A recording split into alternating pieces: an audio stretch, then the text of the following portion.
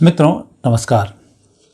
बहुत से लोगों ने भारत के तकनीकी भविष्य के बारे में जानना चाहा है और स्वाभाविक भी है। नए बच्चों में तो एक एआई टेक्नोलॉजी का भी नई कॉन्सेप्ट सामने है, कैसे उस पर वर्क करना है। स्टार्टअप योजनाएं भी चल रही हैं, एमआई टेक्नोलॉजी का क्या भविष्य होगा।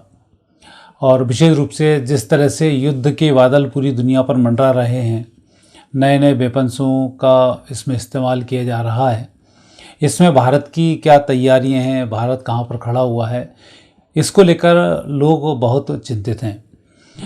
इसलिए मैंने सोचा इस पर एक वीडियो बनाया जाए और ये वीडियो मैंने बहुत मेहनत के साथ बनाया है। इसके 5% संभावना ही गलत होने की है, 95% संभावनाएं सही होने की हैं।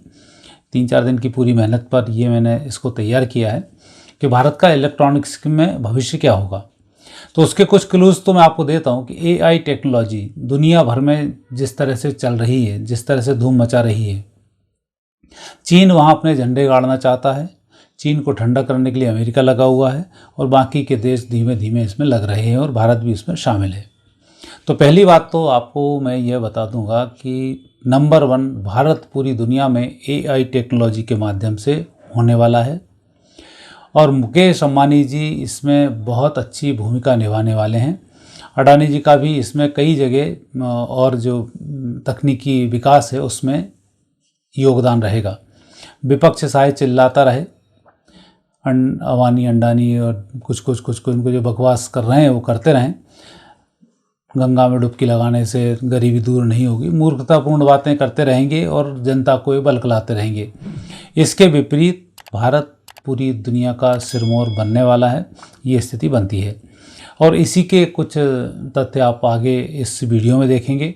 साथ ही भारत के और क्षेत्रों में विकास कैसे कैसे होंगे, क्या क्या स्थितियाँ वहाँ बनेंगी और भारत आखिरी में फिर 2026 के बाद युद्ध में धकेला जाएगा। तो ये जो 2 वर्ष हैं ये भारत के विकास के लिए बहुत महत्वपूर्ण वर्ष हैं।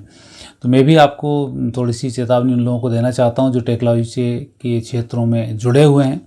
आप बहुत अच्छे से मेहनत करें ताकि भारत के विकास में आपका योगदान रहे। अब धन की चिंता करने का समय नहीं है, क्योंकि 2026 के बाद जो पैसा है ना, ये मिट्टी होने वाला है, इसकी वैल्यू बचेगी नहीं। इसलिए देश के विकास में जितना अपना योगदान दे सकें उतना दे दें। भजन पूजन का समय इसलिए है क्योंकि अंतिम टाइम पर गीता का पढ़ना और सारे काम करना तो मुख्य माना जाता है। ऊँट के करवट बैठेगा, कौन बचेगा कौन नहीं बचेगा स्थिति है। ऐसे ही तकनीकी क्षेत्रों में अब हम पैसा कमाएं, कुछ करें, ये कॉन्सेप्ट लेकर चलता है ना, उससे अच्छा है कि देश के लिए अब हम क्या कर सकते हैं। हमारे पास 5 वर्ष हैं। ये वापस वही समय है जबकि देश की गुलामी में हमारे इतने सारे लोगों ने बलिदान दिया, इतने सारे लोग शहीद हुए और देश की सुरक्षा उन्होंने की और एक आज़ादी हमारे हाथों में उन्होंने समर्पित की। अब वापस वही समय है कि इस आज़ादी और उन शहीदों के खून के मूल्य को चुकाने का, क्योंकि उनके पास तो मरने के अलावा कोई साधन नहीं था और आपके पास जीना भी है, तकनीकी क्षेत्रों में उन्नत भी होना है और भारत विश्व गुरु बनने वाला है, उसमें अपनी भूमिका भी निभानी है। तो इन सब बातों के लिए मैं 3 कुंडली लेकर आया हूँ। पहली कुंडली है भारत की कि इस देश का क्या होगा, दूसरी वर्ष की कुंडली और तीसरी विश्व की कुंडली कि इस विश्व में इन तकनीकी क्षेत्रों में क्या क्या होने वाला है। तो मेरे मुख्य विषय तीनों ही यहाँ पर रहेंगे। तो सबसे पहले देखते हैं भारत की कुंडली। भारत का वृषभ लग्न है। लग्न में राहु है, मंगल दूसरे स्थान पर, सूर्य शनि बुध चंद्र और शुक्र हैं तीसरे स्थान पर, गुरु हैं छठे स्थान पर और केतु हैं सप्तम भाव में। भारत अभी चंद्रमा की महादशा में चल रहा है 11 सितंबर 15 से 11 सितंबर 2025 तक। आपने 2015 के पहले का भारत भी देखा होगा, पहले की तकनीकें भी देखी होंगी और पहले के भारत जिस तरह से अमेरिका के आगे, रूस के आगे, मुस्लिम कंट्रीज़ के आगे सरेंडर हो जाया करता था और भारत के खिलाफ बहुत सारे कानून सरकार ने भारतीयों के खिलाफ ही बना दिए थे, विशेष हिंदू वर्ग के खिलाफ। कारण था कि आप दूसरे व्यक्तियों के आगे सरेंडर थे, चीन के आगे सरेंडर थे और आपके पास इसके अलावा कोई चारा नहीं था। लेकिन 2015 के बाद जैसे ही चंद्रमा की महादशा शुरू हुई, पराक्रम के स्वामी की महादशा पराक्रम में ही विराजमान है। इसलिए हमारे पराक्रम में वृद्धि हुई। आज हम पूरी दुनिया को झुकाने में सक्षम हैं। झुकती है दुनिया, झुकाने वाला चाहिए। तो वो स्थिति 2015 से हो गई। और जब कोई शुरुआत होती है तो इस प्रकार से धीमे धीमे ही शुरुआत होती है। चूँकि राष्ट्रीय लेवल, अंतर्राष्ट्रीय लेवल की बात करें तो 1-2 दिन में नहीं होता है। इसलिए 10 वर्ष का समय हमें पूरा मिला, 2015 से 2025 तक, सितंबर 25 तक ये समय है। इसमें हम हमारी सभी प्रकार की स्थितियों का विकास कर रहे हैं। विकास में साफ सफाई भी हैं, इंफ्रास्ट्रक्चर्स भी हैं, बैंकिंग सेक्टर भी हैं, तकनीकी क्षेत्र भी हैं। ये हमारा लगातार विकास यहाँ पर जारी रहा। लेकिन अब जो प्रश्न कुंडली बनाती है, अब जो वर्ष कुंडली बनाती है, अब जो विश्व कुंडली बनती है, इन सबसे नई बातें और सामने आ रही हैं जो आपने मेरे से जाननी चाहिए कि भारत का तकनीकी क्षेत्रों में भविष्य क्या होगा। तो सबसे पहला, तकनीकी क्षेत्र के लिए मंगल शनि बहुत महत्वपूर्ण होते हैं। शनि का संबंध तकनीक से पूरा होता है। तो मीन राशि के शनि अब आने वाले हैं मार्च के अंत में। तो अप्रैल से हमारे टेक्नोलॉजी के बढ़ने की जो स्थिति है उसमें तेज़ी से सुधार आना शुरू होगा। और यह तो मैं कह ही सकता हूँ कि जो मंगल की महादशा है ये भारत की ही महादशा है और भारत इसमें विश्व गुरु बनेगा। और तकनीकी क्षेत्रों में 2025, 2026 और आधा 2027 बहुत महत्वपूर्ण है, जिसमें हम कुछ नई छलांग लगाएंगे।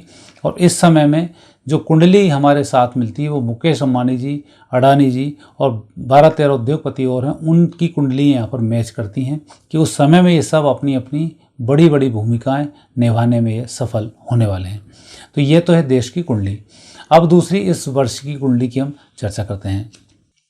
वर्ष लग्न है सिंह, केतु दूसरे स्थान पर, शनि सप्तम भाव में, शुक्र, राहु, सूर्य, चंद्र और बुध ये पंचग्रही योग अष्टम स्थान पर, गुरु हैं 10वें भाव में, मंगल हैं एकादश भाव में। अब यहाँ पर जो स्थिति बनती है ये बड़ी महत्वपूर्ण है। हमारे भारत की कुंडली में पराक्रम स्थान पर पंचग्रही योग बना हुआ है। सूर्य, शनि, बुध, शुक्र और चंद्र ये पंचग्रही पराक्रम स्थान पर हैं। और ऐसा ही पंचग्रही जो योग बन रहा है वो अष्टम भाव में इस वर्ष की कुंडली में बन रहा है। तो यह संकेत है कि भारत का जो तकनीकी भविष्य बहुत ही अधिक उज्जवल हो रहा है, ये ग्रह योग यहाँ पर दर्शाते हैं। अब इसके साथ ही मैं एक कुंडली और लेता हूँ, वो है विश्व की कुंडली, कि विश्व में भारत के परचम की क्या स्थिति रहेगी। विश्व कुंडली में कुंभ लग्न है, बुध, शुक्र, शनि, राहु दूसरे स्थान पर हैं, सूर्य तृतीय स्थान पर, गुरु चतुर्थ स्थान पर, मंगल छठे स्थान पर, अष्टम भाव में है केतु। यह है विश्व की कुंडली। अब विश्व कुंडली में भी यह स्थिति बनती है कि 4 ग्रहों का जो योग बन रहा है ये योग है द्वितीय स्थान पर। तकनीकी की मैं बात कर रहा हूं तो तकनीकी का ग्रह शनि है जो लग्न स्थान पर है। पूरी दुनिया नई नई टेक्नोलॉजी के लिए इन वर्षों में काम करने वाली है और काम शुरू भी कर चुकी है। अब तकनीकी की बात करें तो दूसरी स्थिति बनती है, तकनीकी में क्या करोगे, तो मंगल यहाँ छठे स्थान पर विराजमान है। तो मैक्सिमम तो जो उठापटक चलती रहेगी वो चलेगी, हथियारों की बहुत तेज़ी से होड़ चालू होगी और गोपनीय रूप से परमाणु बम भी बिकेंगे और कहीं कहीं ये पहुंचते रहेंगे। और चीन इसमें अपना जो चाल है वो चलता रहेगा पूरी दुनिया को अस्थिर करने के लिए, क्योंकि चीन को MI टेक्नोलॉजी सक्सेस करनी है और उसके द्वारा उसे पैसा कमाना है। ये उसके समझ में आ गया कि 3 साल तक यदि युद्ध चला तो वहाँ पर जनता विद्रोह कर देगी 6 महीने के बाद ही। युद्ध जब भी प्रारंभ चीन के साथ होगा 6वें महीने में जनता विद्रोह करेगी और चीन फिर उस विद्रोह को नहीं संभाल पाएगा। और बाहरी स्थिति भी चीन की ये बनती है कि कुछ दिन तक ही चीन काम कर सकता है और उसके बाद काम नहीं कर सकता। उसके कुछ कारण हैं जो मैंने पहले बताए हैं। तो यहाँ पर AI टेक्नोलॉजी का भविष्य चीन का तो यह है कि वो दबदबा बनाने की कोशिश करेगा और अपनी सारी चीज़ों को आगे बढ़ाएगा। वेपन्स में भी बढ़ेगा, ड्रोन्स भी कुछ बढ़ाएगा, लेकिन यहाँ पर वो उतना सफल नहीं होगा जितना उसे होना चाहिए या जिस उम्मीद से वो लगा हुआ है। अब चीन को जो डाउन करेगा वो होगा अमेरिका। अमेरिका अपनी मस्क के साथ मिलकर AI टेक्नोलॉजी को डेवलप करेगा और नए उद्योगपति भी उनके पास शामिल होंगे। उनके द्वारा वो इस टेक्नोलॉजी में आगे बढ़ेगा और दूसरे देशों को वो कंट्रोल करने की कोशिश करेगा। लेकिन ग्रह योग बताते हैं कि अमेरिका भारत के संबंध मजबूती के साथ रहेंगे और जैसे ही मंगल आएगा स्थिति और भी मजबूत होती जाएगी।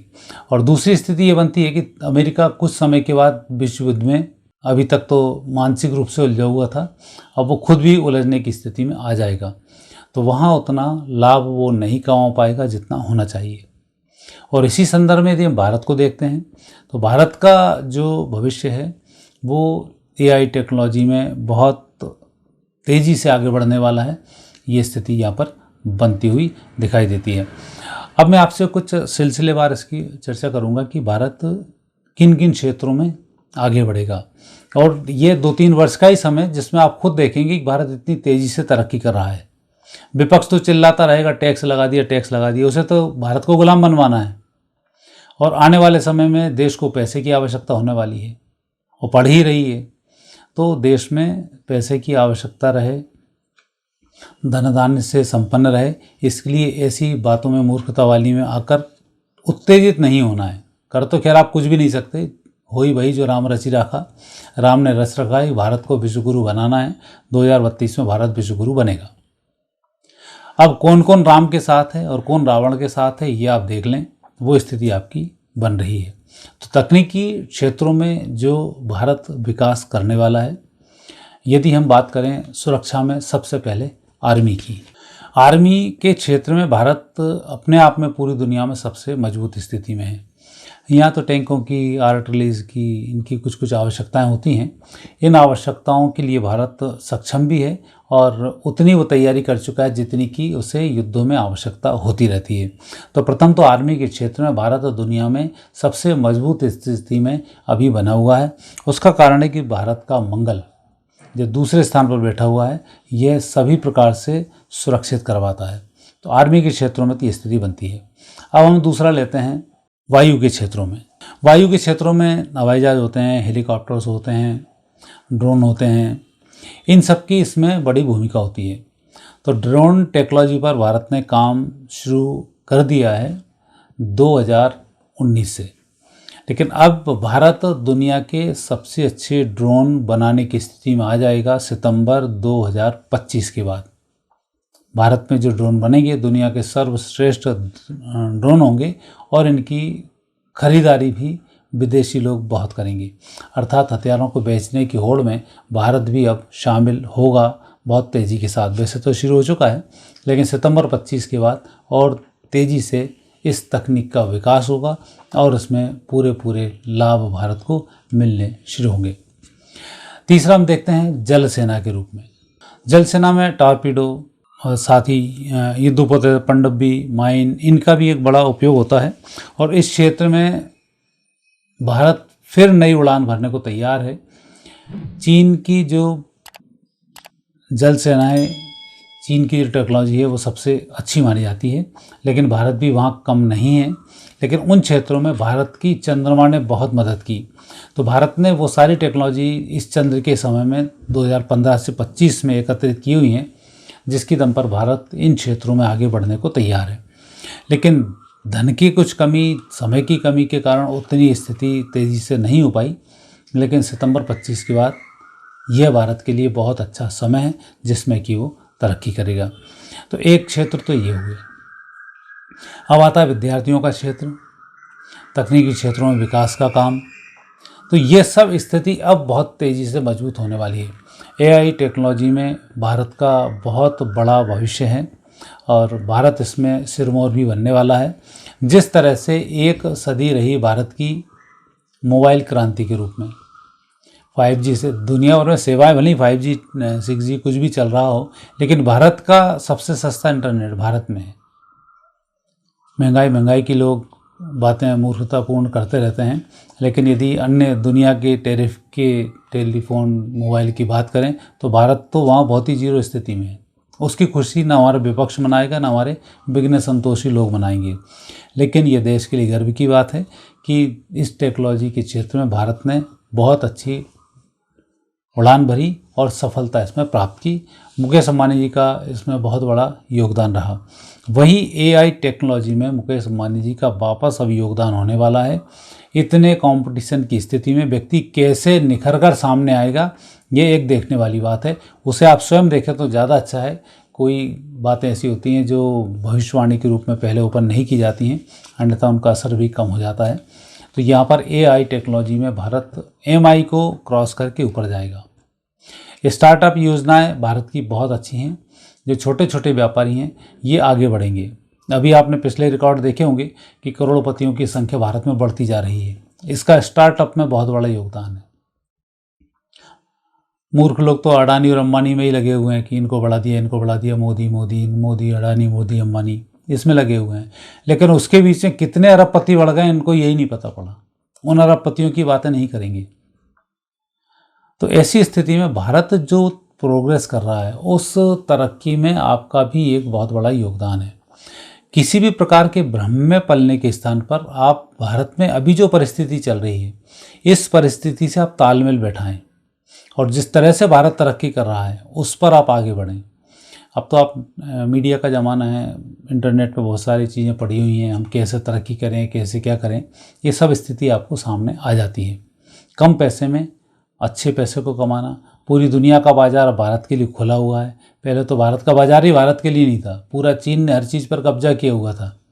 हमारे विपक्ष के ऐसे महानुभाव बैठे थे कि भारत को बेचे ही दिया था, लेकिन अब भारत आगे बढ़ रहा है। तो ऐसी स्थिति में जो अब ग्रह योग बताते हैं उन ग्रह योगों में पंचग्रही योग भारत का तीसरे स्थान पर, वर्ष कुंडली में पंचग्रही योग अष्टम स्थान पर और विश्व कुंडली में चतुर्थ ग्रही योग दूसरे स्थान पर। ये तीनों स्थान ऐसे हैं जो स्थान भारत को तरक्की दर्शा रहे हैं और भारत की किसी भी स्थिति में नेगेटिव स्थिति को ये नहीं दर्शाते हैं। और भगवान की कृपा इतनी अच्छी है कि जिस तरह से लोग बोलते हैं कि भारत के अंदर गृह युद्ध होगा, ये होगा, वो होगा, मंगल की विशेष कृपा से जितने भी विघ्न संतोषी लोग हैं, भारत विरोधी ताकतें हैं, इन ताकतों का यहीं भंडाफोड़ होगा, ये यहीं नष्ट होते चले जाएंगे। और ऐसी स्थिति अभी 2027 तक तो दिखाई नहीं देती है। तो मई 2027 के बाद भारत में अंदर जो अंतर्कलह बढ़ रही है इसका रूप 27 में दिखाई देगा, लेकिन तब तक ये अंतर्कलह बहुत कुछ ठंडी की जा सकेगी, ये इसके ग्रह योग दर्शाते हैं। तो मित्रों, ये वीडियो मैंने पूरी मेहनत करके बनाया है और जो मैंने बताया है आपको यही होने वाला है। ड्रोन टेक्नोलॉजी में भारत नंबर 1 होगा। AI टेक्नोलॉजी में जो आर्टिफिशियल इंटेलिजेंस है इसमें भी भारत नंबर 1 की स्थिति में आएगा। अभी प्रोग्रेस तीसरे नंबर पर रहेगी, चीन, अमेरिका, भारत, और फिर ये चीन को पछाड़ के भारत अमेरिका की दोस्ती होगी और उस टेक्नोलॉजी में दोनों मिलकर आगे बढ़ेंगे। ये स्थिति यहाँ पर बन रही है। स्टार्टअप योजना में भारत में अब इस वर्ष कम से कम 30 उद्योगपतियों के अरबपतियों की संख्याओं में इजाफा फिर होने वाला है। जो 30% अभी जो चल रहे हैं उसमें फिर इजाफा होगा और आगे बढ़ेंगे। धन धान्य की स्थिति में भारत की स्थिति मजबूत रहेगी और सुरक्षा की तकनीकों में फिर भारत कुछ नई ऊंचाइयां चढ़ेगा। पूरी दुनिया में सुरक्षा के उपकरणों को बेचने वाली स्थिति में भारत का नाम अब अग्रणी होने वाला है। तो ये जो सब स्थिति है, ये स्थिति बहुत जल्दी आप देख रहे हैं और देखते भी रहेंगे और आने वाले समय में भी आपको देखना ही पड़ेगा। तो भारत का भविष्य आने वाले समय में बहुत उज्ज्वल है। सिर्फ तकनीकी क्षेत्रों में कार्य कर रहे जो लोग हैं उनमें राष्ट्रीयता की आवश्यकता है, धन की आवश्यकता नहीं है। कई मूर्ख लोग तो बोल रहे हैं कि 90 घंटे काम करना चाहिए। ये सिर्फ वामपंथी ही लोग हैं जो भारत के लोग हैं, भारत के जो मानसिक विकास के जो लोग हैं उनको ठप करना चाहते हैं। तो ऐसे मूर्खों की बातों में ना आए, आप अपने काम करें, राष्ट्र हित के लिए काम करें। तरक्की देश की सुनिश्चित है और कौन कौन इसमें आहुति डालेगा ये सब तो प्रभु के ऊपर भी निर्भर रहता है और कुछ हमारे मनोबल पर भी निर्भर रहता है। हम देश के लिए क्या दे सकते हैं, अब समय उसका है, देश से लेने का समय बिल्कुल नहीं है। जय हिंद दोस्तों, और आने वाले समय में फिर कुछ और वीडियो में इस तरीके के बनाने वाला हूं जिनकी जानकारी आपको मिलती रहेगी। इसलिए चैनल को सब्सक्राइब करना ना भूलें, बेल आइकन प्रेस करें, हमारे वीडियो की जानकारी आप तक पहुंचती रहेगी। धन्यवाद। फिर नए विषय के साथ आपसे भेंट होगी।